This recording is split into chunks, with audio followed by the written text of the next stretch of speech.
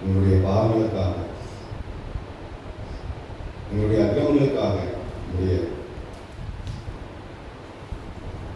முழு சரீரத்தையும் ஒடுக்கி சிலுவைகளை ஒப்புவிட்டு அந்த ஈவுக்காக நாங்கள் நன்றி செலுத்துவோம். நீர் எங்களை நோக்கி பார்க்கும்படி சொல்லுங்கள். எங்களுடைய குறைகள் குற்றங்கள் யாவற்றையும் தயவாக மன்னிக்கும்படியாக சொல்லுங்கள். எங்களுடைய பாவங்களுக்காக நீர் சிலுவைகளை மன்னித்து நாங்கள் விசுவாசிக்கின்றோம்.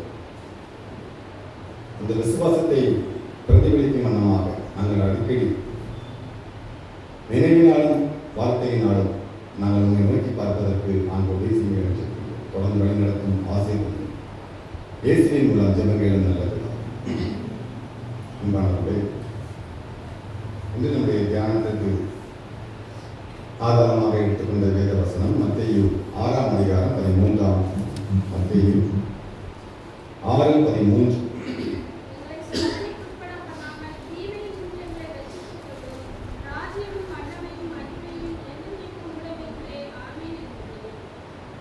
எங்களை சோதனைக்குட்பட பண்ணாமல் தீமை நின்று எங்களை ரட்சித்துக் கொள்ளும் என்று நாம் பார்க்கின்றோம்.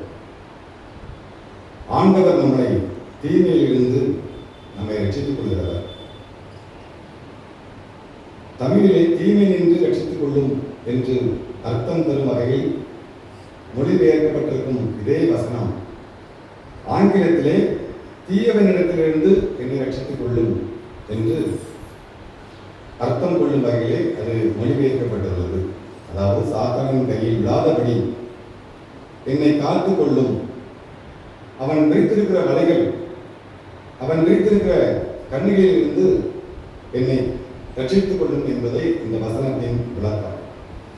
அன்பானவர்களே, அனைவருடைய வாழ்க்கையிலே சோதனை மேல் சோதனை வரும் பொழுது ஏன் எனக்கு இந்த சோதனை,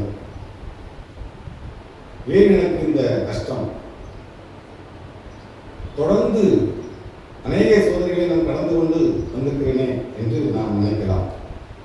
ஒரு பழமொழி ஒன்று சொல்வார்கள், பட்டக்காலிலே கெடும், பட்டக்காலிலே படும் பெட்ட குடியை கெடும் என்று ஒரு பழமொழி உண்டு.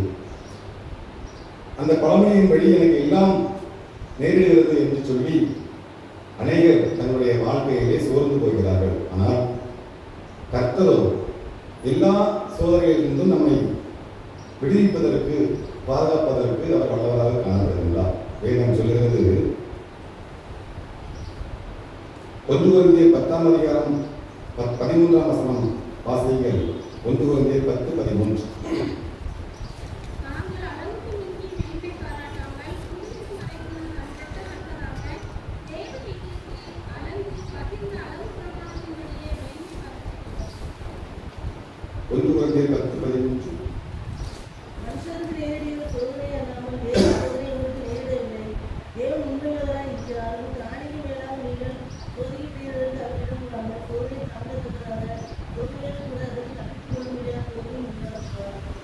மனுஷருக்கு நேரிடுகிற சோதனையை இல்லாமல் வேறு சோதனை உங்களுக்கு நேரிடவில்லை. தேவன் உண்மையுள்ளவராக இருக்கிறார். உங்கள் திராணிக்கு மேலாக நீங்கள் சோதிக்கப்படுகிறதற்கு அவரிடம் விடாமல் சோதனையை தாங்கத்தக்கதாக சோதனையோடு கூட அதற்கு தப்பித்துக் கொள்ளும்படியான போக்கையும் உண்டாக்குவார். அன்பானவர்களே, நமக்கு நேரிடுகிற சோதனையை அல்லாமல் வேறு சோதனை நமக்கு நேரிடவில்லை. ஆண்டவர் அதற்கு இடம் கொடுப்பதில்லை. நம்முடைய திராணிக்கு மேலாக நாம் சோதிக்கப்படாமல் அந்த சோதனையை தாங்கக்கூடிய பலனையும் அதற்கு தப்பித்துக் கொள்ளும் போக்கையும் ஆண்டவர் உண்டாக்குகிறார். சோதனைகளே 3 பகுதிகள் இருக்கின்றன. கர்த்தரால் சோதிக்கப்படும் சோதனை உண்டு. நம்முடைய சொந்த சுய மாம்சத்தால் சோதிக்கப்படும் சோதனை உண்டு. அதே நேரத்திலே சாத்தானால் சோதிக்கப்படும் சோதனையும் உண்டு. யாக்கோபு தன்னுடைய நிருபத்திலே எழுதும் பொழுது, சோதிக்கப்படுகிற எவனும் நான் தேவனால் சோதிக்கப்படுகிறேன் என்று சொல்லாதிருப்பானாக. தேவன் பொல்லாங்கினால் சோதிக்கப்படுகிறவர் அல்ல, ஒருவனையும் அவர் சோதிக்கிறவரும் அல்ல என்று யாக்கோபு 1ஆம் அதிகாரம் 13-14ஆம் வசனத்தில் நாம் வாசிக்கலாம். ஆகவே கர்த்தர் வேதத்திலே பார்க்கும் பொழுது 5 நபர்களை மட்டும்தான் அவர் சோதித்திருக்கிறார். ஒன்று,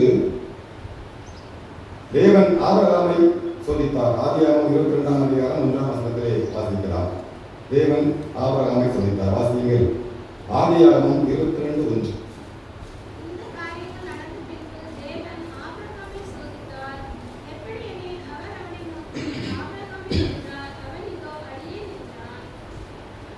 இரண்டாவது, இஸ்ரவேல் ஜனங்களை ஆண்டவர் சோதித்தார் என்று நாம் பார்க்கலாம். உபாகமம் 8ஆம் அதிகாரம் 2ஆம் வசனம் வாசியுங்கள். உபாகமம் 8:2.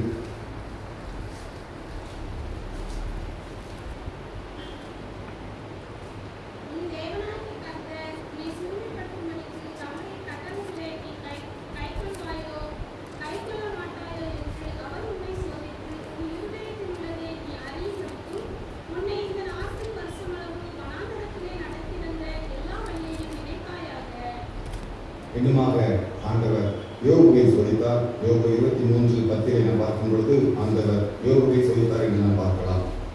எசேக்கியா ராஜாவை ஆண்டவர் சோதித்தார். 2 நாளாகமம் 32ஆம் அதிகாரம் 31ஆம் வசனத்தை நாம் வாசிக்கும் பொழுது இதை பார்க்கலாம். கடைசியாக இயேசுவை தேவன் சோதித்தார். மத்தேயு 4:1 பார்க்கும் பொழுது இயேசுவை பிதாவானவர் சோதித்தார் என்று நாம் பார்க்கலாம். வேறு யாரையும் கர்த்தர் சோதித்ததாக வேதத்தில் சொல்லப்படவில்லை. தேவன் ஏன் இவர்களை சோதித்தார் என்று நாம் பார்க்கும் பொழுது அவர்கள் தேவனுக்கு மிகுந்த நெருக்கமாக நடந்தபடியினாலே அவருடைய அன்பின் ஆழங்கள் எவ்வளவு என்பதை அறியும்படிக்கு ஆண்டவர் அவர்களை சோதித்தார். ஆகவே நாம் இந்த உலகத்திலே வாழ்கிற நாட்களிலே ஆண்டவர் நம்மை சோதித்தார் என்று சொல்லக்கூடாது என்று வேதம் நமக்கு சொல்கிறது. மத்தேயு 4ஆம் அதிகாரம் 3ஆம் வசனத்தை வாசிக்கும் பொழுது வாசியுங்கள். மத்தேயு 4:3.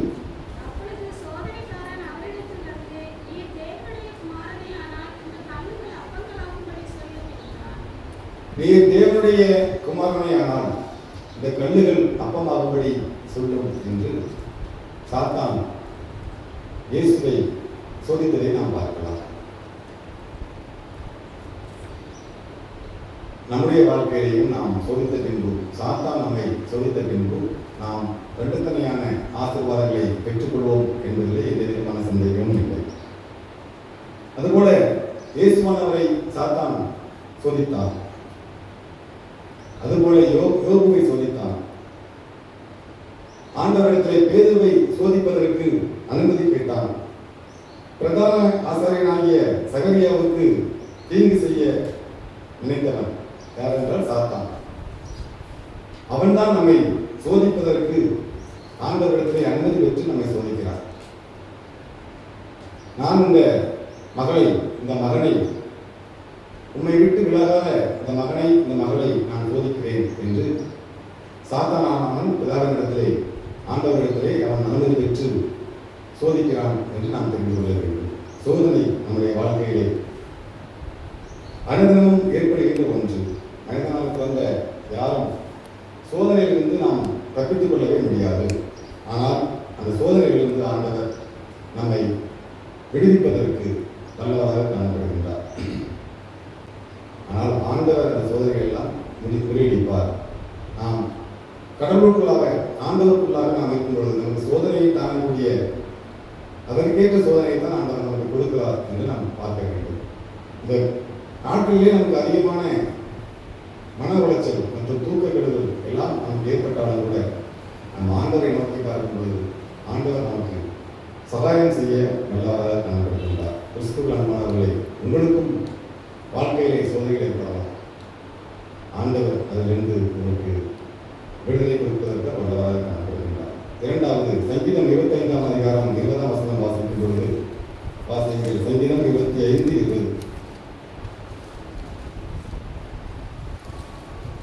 என் ஆத்மாவை காப்பாற்றி என்னை விடுவியும், நான் வெட்கப்பட்டு போகாதபடி செய்யும் உம்மை நம்பி இருக்கிறேன். என் ஆத்மாவை காப்பாற்றி என்னை விடுவியும், நான் வெட்கப்பட்டு போகாதபடி செய்யும் உண்மை நம்பி இருக்கிறேன். நாம் ஆண்டவரை நம்பி இருக்கிறோம். ஆண்டவரை நாம் நம்பி இருக்கும் பொழுது நாம் வெட்கப்பட்டு போகாதபடி ஆண்டவர் நம்மை செய்வார். என்னுடைய காரியங்களிலே நான் ஆண்டவரை நம்பி அந்த வேலைகளை நான் செய்தேன். ஆண்டவர் என்னை வெட்கப்பட்டு போகாதபடி செய்தார். வேறு விதமாக நடந்து அந்த வாகனத்தை கொடுத்திருந்தால் என்னை ஏளனமாக மற்றவர்கள் பார்த்திருக்கக்கூடும். ஆண்டவர் என்னை வெட்கப்பட்டு போக விடவில்லை. கிறிஸ்துவுக்கு அன்பானவர்களை, ஆண்டவர் உங்களை காப்பதற்கு வல்லவராக காணப்படுகின்றார். ஒரு கோழியானது தான் அடைகாக்க குஞ்சுகளை பாதுகாப்பதிலே எவ்வளவு கண்ணும் கருத்துமாக இருக்கும் என்பதை நீங்கள் பார்த்திருப்பீர்கள். அது அடைகாத்துக் கொண்டிருக்கும் போதே நாம் நம்முடைய கைகளை பக்கத்தில் கொண்டு போனால் நம்மை அதை கொத்துவதற்கு அது முற்படும். நம்மிடத்திலே பழகின கோழிதான். இருந்தாலும் கூட அதை அடைகாத்துக் கொண்டிருக்கும் பொழுது அது நம்மை கையை கிட்டே கொண்டு போனால் நம்மை கொத்தும். அதை நீங்கள் பார்த்திருப்பீர்கள். குஞ்சுகளை பாதுகாப்பதற்காக அது பூனைகளிடமிருந்தும் பருந்துகளிலிருந்தும் தாய் கோழிகள் மூர்க்கமாக போராடும். அந்த அளவிற்கு ஒரு கோழியானது சாதாரண பறவைகள் மற்றும் மிருகங்கள் அப்படிப்பட்ட காரியங்களை செய்யும் பொழுது ஆண்டவர் நம்மை படைத்திருக்கிறார். நம்முடைய பிள்ளைகளை பாதுகாப்பதற்கு அவர் எவ்வளவு நம்மீது இரக்கத்தையும் கிருபையையும் வைத்திருப்பார் என்பதை நீங்கள் சற்றே தியானித்து பார்க்க வேண்டும். சமீபத்திலே என்னுடைய வீட்டின் பின்பக்கம் ஒரு நாயானது குட்டியை போட்டிருக்கிறது. அந்த குட்டியானது அது போடுவதற்கு முன்பதாக அந்த இடத்தில் வைக்கப்பட்டிருக்கின்ற சில மரங்களை ஆழமாக தோண்டி பள்ளமாக தோண்டி அதற்கு உள்ளாக சென்று தன்னுடைய குட்டிகளை அது பெற்றெடுத்திருக்கிறது. வெளியே வந்து சாப்பிட்டாலும் மற்ற காரியங்களை செய்தாலும் மீண்டுமாக தன்னுடைய குட்டிகளுக்கு பால் கொடுப்பதற்காக அந்த பொந்துக்குள்ளே சென்று உள்ளே போய் இருந்துள்ளோம். மீதி வேலைகளிலே வெளியே வந்து படுத்துக்கொள்ளும். அப்பொழுது மற்ற ஏதாவது ஒரு நாய் அல்லது நானே அந்த பக்கம் சென்றாலும் கூட பயங்கரமாக குலைக்கும். வேகமாக ஓடி வேகமாக வரும். ஒரு குறிப்பிட்ட இடத்திற்கு வரும். குட்டியை போடுவதற்கு முன்பதாக யார் வந்து சென்றாலும் அது குலைப்பதில்லை. ஆனால் இந்த குட்டியை பெற்றெடுத்த பிறகு அது அவ்வளவு வேகமாக செயல்படுகிறது. காரணம், தன் குட்டியை எப்படியாவது காப்பாற்ற வேண்டும் என்று அது நினைக்கிறது. நம்மை கிடைத்த ஆண்டவர் எப்படிப்பட்டவராக இருக்கிறார்? ஒரு சாதாரண ஒரு மிருகங்கள், சாதாரண ஒரு பறவை எவ்வளவு அழகாக தன்னுடைய குட்டிகளை பாதுகாப்பதற்கு அது எவ்வளவு கற்பனையோடு காணப்படுகிறது. அதுபோல நம்முடைய ஆண்டவர் நம்மை உருவாக்கினவர் நம்மை அவர் எவ்வளவு கற்பனையோடு அவர் பாதுகாப்பாக என்று பார்த்துக் கொள்ள வேண்டும். சில வாக்குத்தத்தங்களை கர்த்தர் உங்களுக்கு கொடுக்கிறார். அவற்றை உறுதியாக நீங்கள் பெற்றுக் கொள்ளும் பொழுது, கர்த்தரை எப்பொழுதும் சார்ந்து கொள்ளும் பொழுது, அவர் நமக்கு பலத்த துலகமாக இருக்கும் பொழுது நீதிமான் அதற்குள் ஓடி சுகமாக இருப்பான் என்று நீதிமொழிகள் 18:10 சொல்கிறது. சங்கீதம் 17 சொல்கிறது, கர்த்தர் கண்மணி போல நம்மை பாதுகாப்பார் என்று சொல்கிறது. சங்கீதம் 91:11 சொல்கிறது, நம் வழியில் இல்லாமல் நம்மை காப்பார் என்று சொல்லப்பட்டிருக்கிறது. 2 தீமோத்தேயு 1:12 சொல்கிறது, நான் அவரிடத்தை ஒப்பு கொடுத்ததை அந்நாள் வரையிலும் காப்பார். ஏசாயா 26:3 சொல்கிறது, பூர்ண சமாதானத்துடன் நம்மை காப்பார். வெளிப்படுத்தல் 3:10 சொல்கிறது, சோதனை காலத்திலிருந்து நம்மை காப்பார். யூதா 1:24 சொல்கிறது, வலுவாத அப்படி நம்மை காப்பார். யோவான் 17:15 சொல்கிறது, எல்லா தீமையினின்று நம்மை காப்பார் என்று ஆண்டவர் நமக்கு வாக்குத்தத்தம் பண்ணியிருக்கிறார். கிறிஸ்துவுக்கு அன்பானவர்களே, ஆண்டவர் நம்மை காப்பதற்கு வல்லவராக காணப்படுகின்றார். நாம் அவரை சார்ந்து இருக்கும் பொழுது அவர் நம்மை காப்பார். மூன்றாவதாக சங்கீதம் 27:1 3 வாசிக்கும் பொழுது வாசியுங்கள். சங்கீதம் 27:1-3.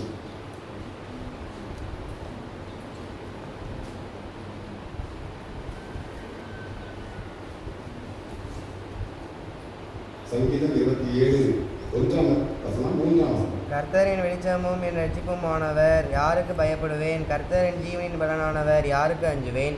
எனக்கு விரோதமாக ஒரு பாளையம் இறங்கினாலும் என் இருதயம் பயப்படாது. என் மேல் யுத்தம் எழும்பினாலும் இதிலே நான் நம்பிக்கையாக இருப்பேன். கர்த்தரின் வெளிச்சமும் என் ரட்சிப்புமானவர், யாருக்கு பயப்படுவேன்? கர்த்தரின் ஜீவனின் பலனானவர், யாருக்கு அஞ்சுவேன்? எனக்கு விரோதமாக ஒரு பாளையம் இறங்கினாலும் என் இருதயம் பயப்படாது. என் மேல் யுத்தம் எழுப்பினாலும் இதிலே நான் நம்பிக்கையாக இருப்பேன் என்று ஆண்டவர் நமக்கு சொல்கிறார்.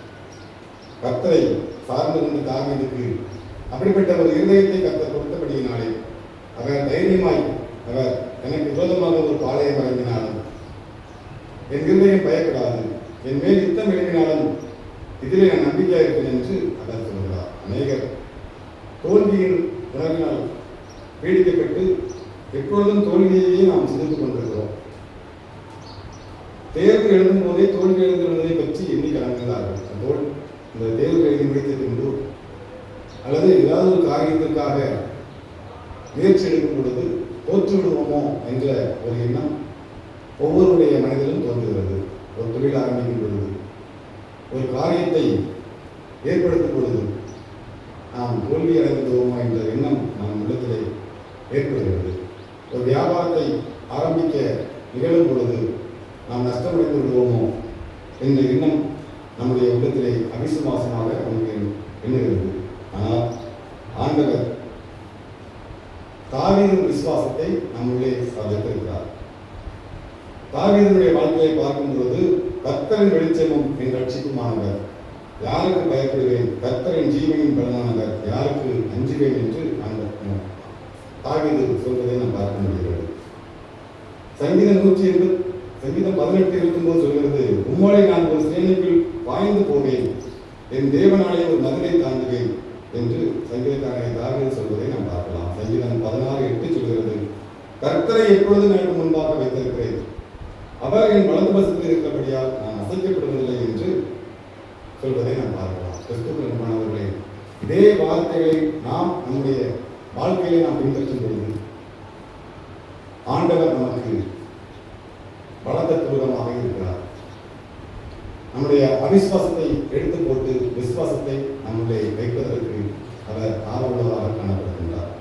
ஒரு தேவனுடைய மனிதர் தன்னுடைய பதவி உயர்வுக்காக மிகவும் கடினமான ஒரு தேர்வை எழுத வேண்டிய ஒரு சூழ்நிலை ஏற்பட்டது.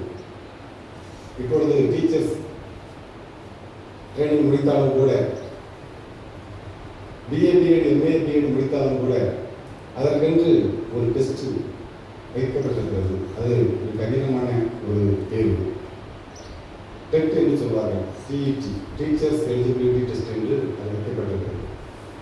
அதனை பாஸ் பண்ணியவர்கள் மாத்திரம்தான் இப்பொழுது ஒரு பள்ளியிலே ஆசிரியராக பணிபுரிய முடியும் என்ற ஒரு சூழ்நிலை ஏற்படுகிறது. இப்படிப்பட்டதான ஒரு கடினமான ஒரு தேர்வை அவர் எழுத வேண்டியிருந்தது. இந்த தேர்வுக்கு படிக்கும் பொழுதெல்லாம் அவர் பிலிப்பியர் 4:13 சொல்லப்பட்டிருக்கிற வசனத்தை, என்னை பலப்படுத்துகிற கிறிஸ்துவினாலே எல்லாவற்றையும் செய்ய எனக்கு பலம் உண்டு என்ற வாக்குத்த வசனத்தை விசுவாசத்துடன் அறிக்கை செய்தே இந்த தேர்வுக்கு படித்தார். இந்த தேர்வு வெற்றி பெற எனக்கு ஞானமும் வல்லமையும் சத்தமும் உண்டு என்று சொல்லி ஜெயித்தார். கர்த்தர் அந்த தேர்விலே அவரை வெற்றி சிறக்க பண்ணி மகிமையாக உயர்த்தினார். கிறிஸ்துவின் அன்பானவர்களே, தோல்வியை ஜெயமாய் மாற்றும் வழிமுறைகளை ஆண்டவர் உங்களுக்கு உருவாக்கி கொடுப்பார். ஒருமுறை இசைக்கிய ராஜாவிற்கு விரோதமாக பெரிய யுத்தம் வந்தபோது அவர் கர்த்தருடைய ஆலயத்திற்கு சென்று தன் உள்ளத்தை கர்த்தருக்கு முன்பாக விரித்து ஊக்கமாக ஜெபித்தார். கர்த்தர் அந்த ஜெபத்தை கேட்டு ஒரு தேவதூதனை அனுப்பி அசீரியரின் பாளையத்திற்குள் அனுப்பினார். அவன் புறப்பட்டு போய் 1,85,000 பேரை அவன் சக்கரித்தான் என்று நாம் வேண்டிய வாசிக்கிறோம். கிறிஸ்துவின் அன்பானவர்களே, ஆண்டவர் உங்கள் பட்சத்தில் இருக்கிறார். நீங்கள் பயப்படுகிற எந்த காரியமும் உங்களுக்கு நேரிடுவதில்லை. ஆகவே தலையிலிருந்து நடந்து ஆண்டவரை நீங்கள் சோதரியுங்கள், ஆண்டவரை நெறிப்படுத்துங்கள். அவர் உங்கள் துக்கத்தை சந்தோஷமாய் மாற்றுவார். நிச்சயமாக உங்களுடைய வாழ்க்கையிலே நீங்கள் வெற்றியை காண்பீர்கள். கிறிஸ்துவின் அன்பானவர்களே, இன்று நாம் சிந்தித்த வசனத்தை நீங்கள் நன்றாக வீட்டிலே சென்று யோசித்து பாருங்கள். தாவீது ராஜாவுக்கு கொடுத்த அந்த விசுவாசத்தை ஆண்டவர் உங்களுக்கு கொடுப்பதற்கு வளராக காணப்படுகின்றார். உங்களுடைய வாழ்க்கை ஜெயமாய் மாறப்போகிறது. உங்களுடைய முயற்சிகள் தோல்வியடைவதில்லை, வெற்றியடையப் போகிறது. ஆண்டவர் இந்த வசனங்களை உங்கள் மூலமாக பேசி அதற்கேற்ற காரியங்களை வாய்க்க தருவதாக, அவர்களுடைய கிருபைகளை தேவனாக நமக்கு தந்து வழி நடத்தி ஆசீர்வதிப்பதாக. எல்லா துதிகளும் மகிமை அவர்கள் கேட்கின்றார்.